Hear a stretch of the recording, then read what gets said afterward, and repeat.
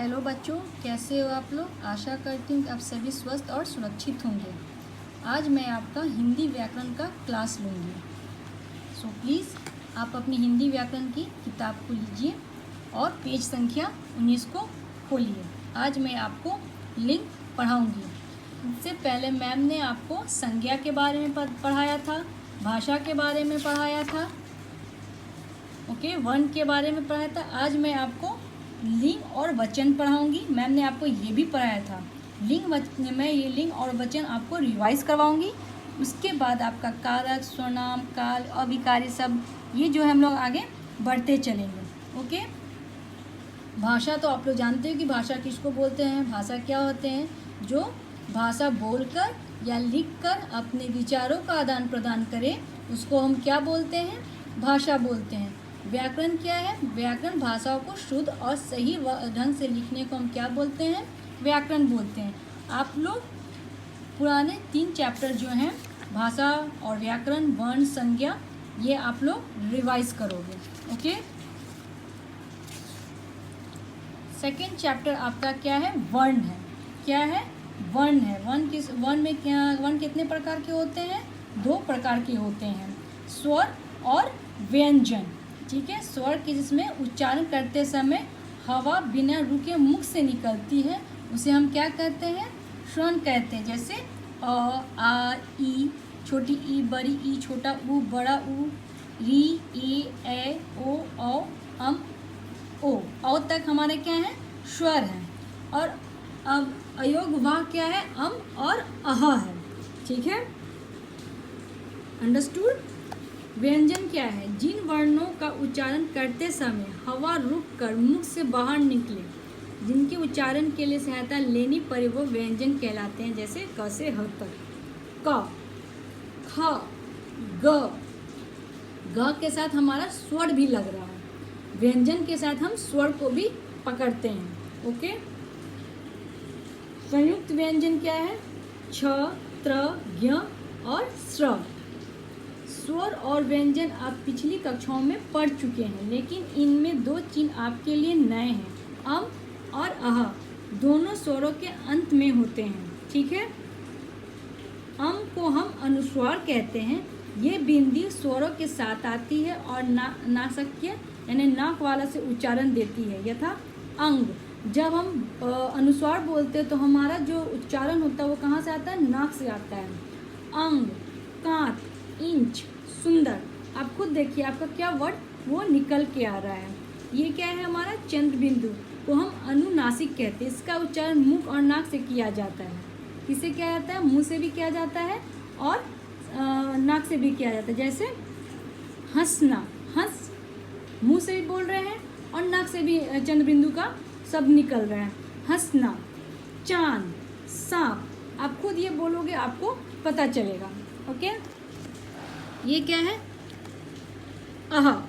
अह को हम क्या बोलते हैं? विसर्ग कहते हैं। ये शब्दों के अंत में आता है और ह जैसा उच्चारण देता है। यथा पुनः, जब हम बोलते हैं तो ह का उच्चारण क्या होता है? लास्ट में आता है। पुनः, अतः।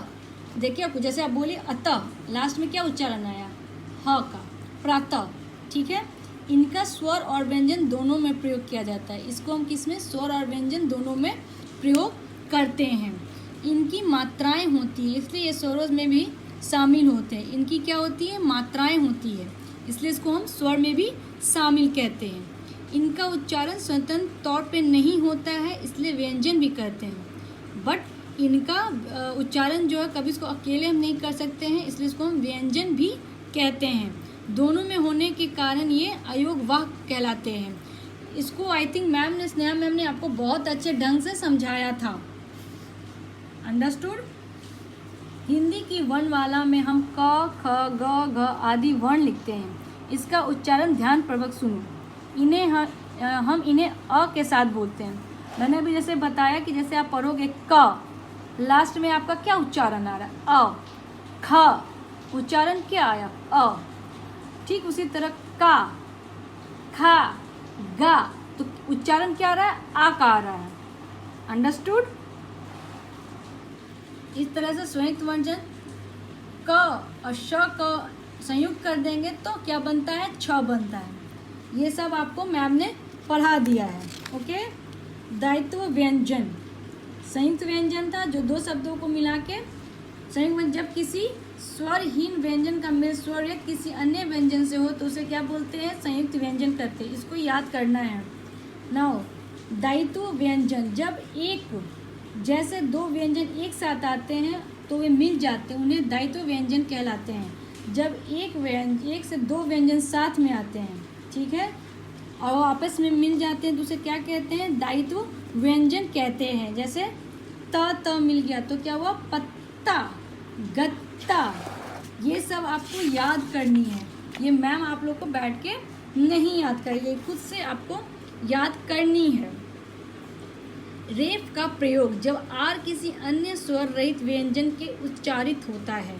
जब र का किसी अन्य स्वर रहित, जिसमें स्वर रहित हो, क्रम, क्रम, प्र, प्र, ठीक है, स्वर रहित व्यंजन के साथ उच्चारित होता है तो क्या कहेंगे, क्र, क, र, क्र, प, र, प्र। जब र स्वर बगैर किसी व्यंजन के पूर्व में हो तो र व्यंजन का ऊपर लिखा जाता है। जब र का स्वर बिना किसी व्यंजन के पूर्व में हो तो आर र जो होता है व्यंजन के किस पे लिखा जाता है, ऊपर लिखा जाता है।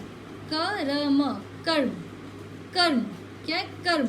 यहाँ पे क्या है, व्यंजन जो है उससे पहले हमारा र आ रहा है तो क्या हो गया, कर्म। री की मात्रा का उच्चारण भी र की भांति ही होता है। मृग, मृग, मिऋग, क्या हुआ, र, ग, मृग, गृह, ग, र, ह, ठीक है, गृह। ट, व, ड के साथ र का प्रयोग इस प्रकार होता है, ट और ड, ट्रक, ड्रम, राष्ट्र, राष्ट्रीय। ओके,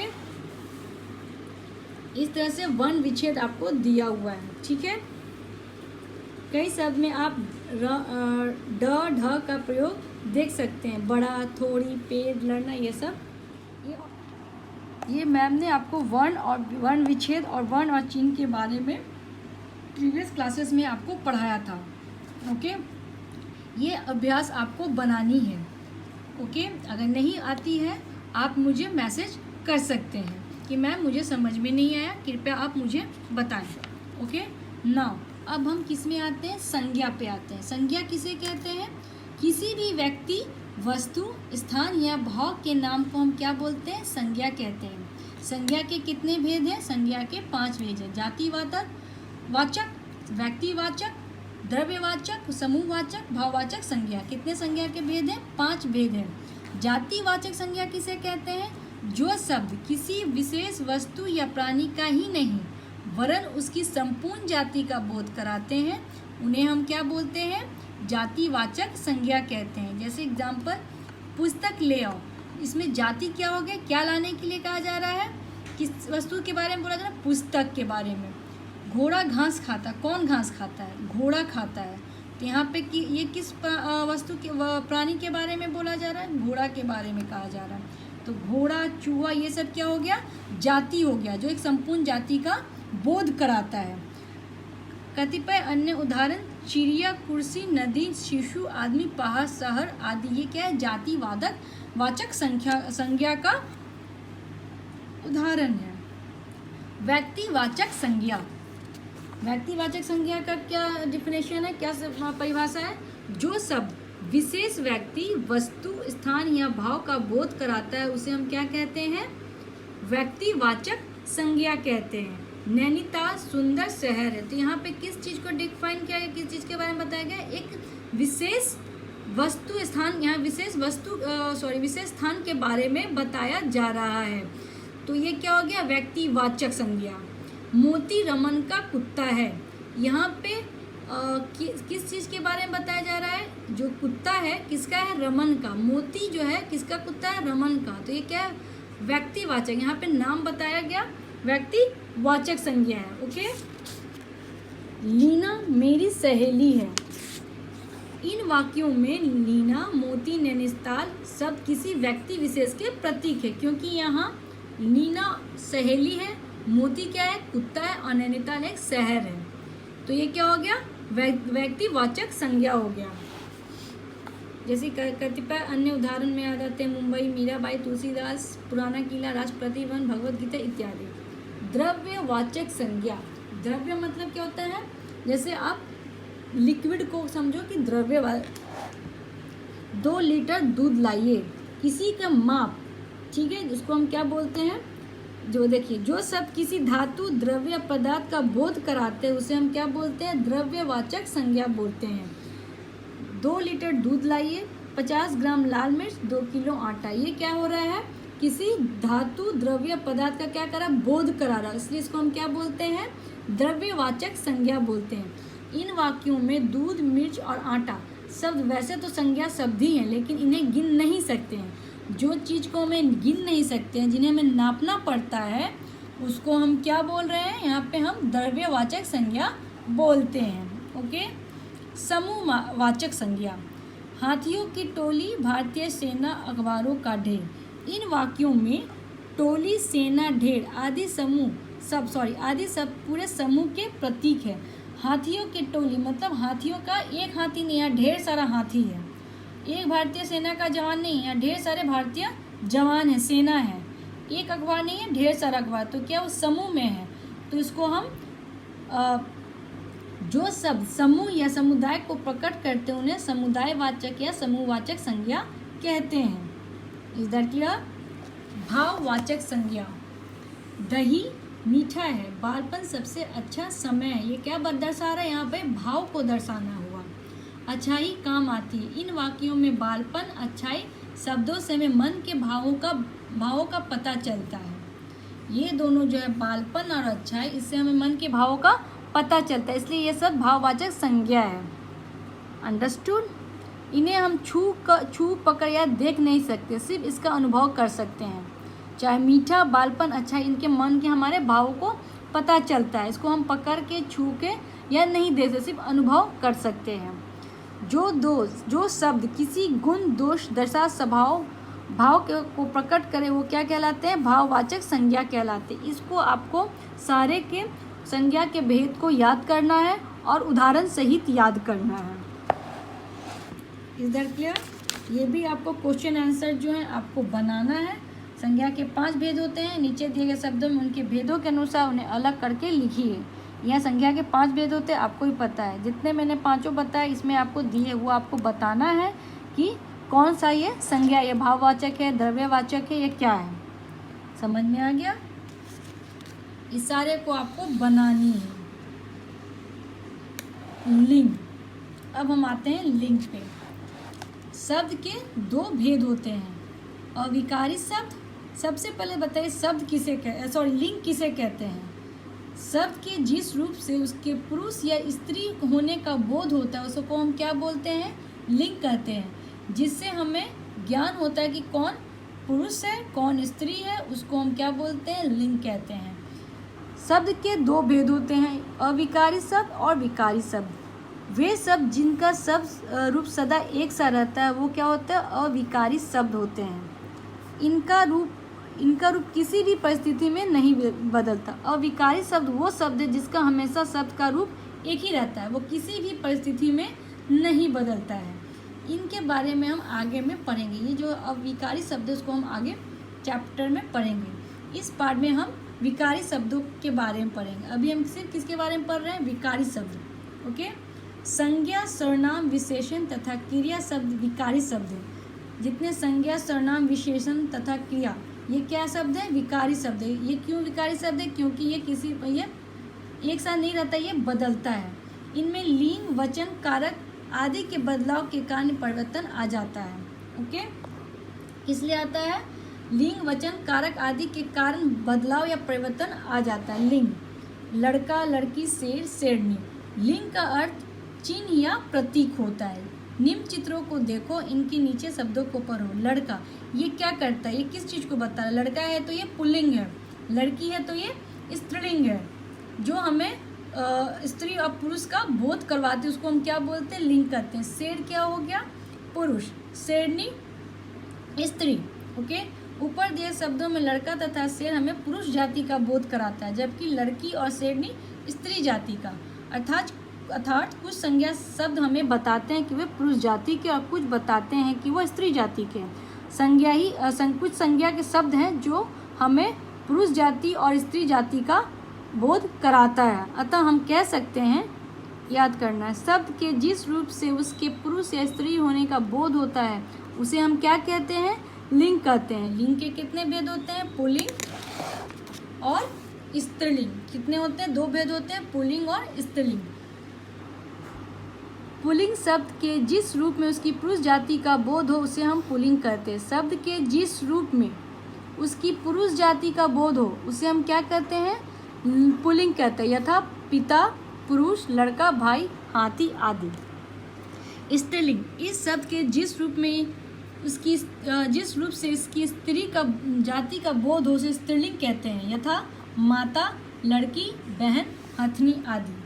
अब यहाँ पे आप आइए, इनकी अच्छी प्रकार जान कीजिए। पुल्लिंग और स्त्रीलिंग। पति क्या है? पुल्लिंग। पत्नी स्त्रीलिंग है। इस तरह से आप इसको पढ़िए।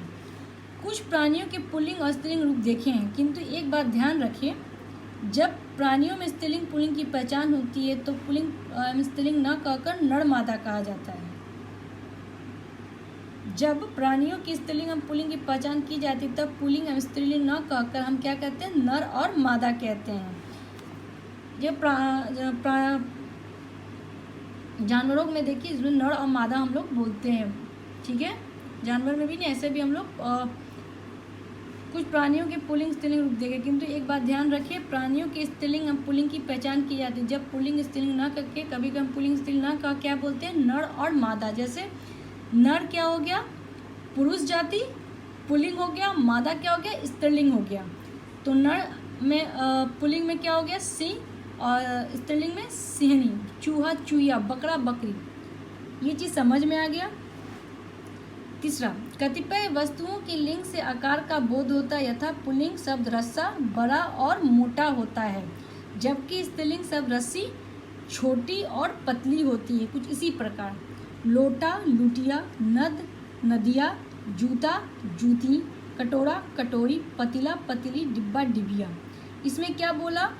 लिंग के उसके आकार, वस्तुओं में लिंग से उसके आकार का बोध होता है। लिंग से उसके आकार का बोध होता है, ठीक है। वस्तुओं के आकार से उसके लिंग का बोध होता है। जैसे अगर मोटा रस्सा है तो क्या हम लोग बोलते हैं? रस्सा बड़ा है और मोटा है, तो क्या हो गया? पुल्लिंग हो गया। अगर पतली सी रस्सी रहती, बोले रस्सी छोटी है और पतली है, तो हम क्या बोलते हैं? ये स्त्रीलिंग है। तो वस्तुओं के आकार से हम लिंग का बोध पता करते हैं, ठीक है। भाववाचक संज्ञाओं में हम प्रत्यय देखकर शब्द का लिंग पहचान करते हैं। शब्दों में जो प्रत्यय लगता है, प्रत्यय मतलब क्या होगा? जो पीछे, शब्दों के पीछे में लगता है। जैसे अन, अण, पूजन, बंधन, मरण, तो ये क्या हो गया? आपका पुल्लिंग हो गया, ठीक। उसी तरह ई जिसमें लग गया, ता लग गया, वट लग गया, हट लग गया, तो ये क्या हो गया? स्त्रीलिंग हो गया। कुछ प्राणीवाचक संज्ञाओं में एक ही लिंग का प्रयोग किया, जैसे नित्य पुल्लिंग और नित्य स्त्रीलिंग कहलाते हैं। इस प्रकार के उदाहरण निम्नलिखित हैं। कुछ प्राणीवाचक संज्ञाओं में एक ही लिंग का प्रयोग किया जाता है, नित्य पुल्लिंग या नित्य स्त्रीलिंग, ठीक है। उसमें कोई नहीं चेंजेस होता है। कछुआ, मादा कछुआ, तोता, मादा तोता, इस तरह से हम उसको बोलते हैं। Is that clear? ये सब आपको क्वेश्चन आंसर बनानी है और लिखनी है। समझ में आ गया? अब हम आते हैं वचन। वचन क्या है? संज्ञा शब्द के जिस रूप से उसकी संख्या का बोध होता है, संज्ञा के शब्द से जिस रूप से संख्या का बोध होता है उसको हम क्या बोलते हैं? वचन कहते हैं। वचन कितने प्रकार के, कितने भेद होते हैं? 2 भेद होते हैं, एक वचन और बहुवचन, ठीक है। अभी हम पढ़ते हैं। वचन का शाब्दिक अभिप्राय संख्या से होता है। वचन का क्या चीज़ से अभिप्राय होता है? संख्या से होता है। निम्न चित्रों को देखिए और इनके नीचे लिखे शब्द को पढ़िए। गाय, गाय, सीटी, सीटियाँ। ऊपर दिए गए चित्रों में एक गाय एक सीटी के लिए गाय सीटी शब्द का प्रयोग किया जाता है, जबकि 3 गायों 3 सीटियों के लिए गाय सीटियाँ शब्द का प्रयोग किया गया है। गाय तथा सीटी शब्द संख्या में 1 का बोध होता है। गाय और सीटियाँ में उसकी संख्या 1 से अधिक होती है। जिसमें एक संख्या होगी उसको हम जैसे एक संख्या में गाय है, चाहे एक पेंसिल है, ये पेंसिल है तो हम इसको क्या बोलेंगे, पेंसिल। या अगर जब ये 2-4 पेंसिल हो जाएंगी तो हम क्या बोलेंगे, पेंसिलें। ठीक है। जब एक से ज़्यादा संख्या हो जाती है उसको हम क्या बोलते हैं, बहुवचन बोलते हैं। एक वचन, पहले अब वचन के कितने भेद हैं, पहले यहाँ पर आप देखिए डिफिनेशन, परिभाषा। संज्ञा शब्द के जिस रूप से उसकी संख्या का बोध होता है उसे वचन कहते हैं। जब संज्ञा के शब्द में जिस रूप से संख्या का बोध होता है उसे हम वचन कहते हैं। वचन के 2 भेद है, एक वचन और बहुवचन। संज्ञा शब्द जिस रूप में उसकी संख्या का बोध होता है, संज्ञा के शब्द के जिस रूप में उसकी एक संख्या का बोध होता है उसे एक वचन कहते हैं। जैसे तितली, लता, पुस्तक, लड़का, गुड़िया आदि, ये एक है तो क्या हो गया, एक वचन। बहुवचन, संज्ञा शब्द के जिस रूप में उसकी एक से अधिक संख्या का बोध होता है उसे हम क्या बोलते हैं, बहुवचन बोलते हैं। जब संज्ञा शब्द में एक से अधिक हुआ तो उसको हम क्या बोलते हैं, बहुवचन बोलते हैं। जैसे तितलियाँ, लताएं, लड़के, पुस्तक, गुड़िया आदि। ऋतु, अब यहाँ पे कुछ 2 वचनों के रूप है, उसको देखो और समझो। ऋतु, ऋतुएं, बहुएं, वस्तु, वस्तुएं, गौ, गौएं। इस तरह से आपको वचन को याद करना है, इनके क्वेश्चन आंसर आपको बनानी है। ओके, नेक्स्ट क्लास में आपको हम कारक के बारे में पढ़ाएंगे। इज दैट क्लियर, समझ में आ गई। जितने अभी मैंने पढ़ाए हैं चैप्टर 1 से लेके चैप्टर 5 तक, आप सब उस चैप्टर का सारे के सारे क्वेश्चन आंसर आप बनाओ और मुझे सैटरडे को व्हाट्सएप पे सेंड करो। आज के लिए इतना ही, धन्यवाद।